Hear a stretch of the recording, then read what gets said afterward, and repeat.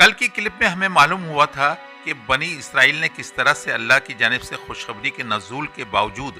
بدترین بزدلی اور سرکشی کا مظاہرہ کرتے ہوئے کہا تھا، اے موسیٰ، تو اور تیرا رب جا کر لڑے۔ اس کے برعکس جنگ بدر کے موقع پر رسول اللہ صلی اللہ علیہ وسلم نے صحابہ کرام سے جب مشورہ کیا تو انہوں نے باوجود کم افراد اور قلیل وسائل کے ہوتے ہوئے کہا، ہم جہاد میں ضرور حصہ لیں گے، اور پھر کہا، یا رسول اللہ، ہم آپ کو اس طرح سے نہیں بولیں گے جس طرح سے قوم موسیٰ نے کہا تھا۔ اور موسیٰ نے کہا تھا، اے اللہ، مجھے تو بس اپنے اور اپنے بھائی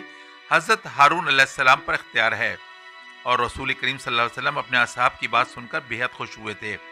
حضور کا ساتھ دینے کا پرجوش بیان حضرت مقدار بن اسود صحابی رسول کا تھا، اور حضرت عبداللہ بن مسعود جیسے جلیل قدر صحابی فرماتے ہیں، کاش یہ سعادت مجھے حاصل ہوتی جو مقدار کو حاصل ہوئی۔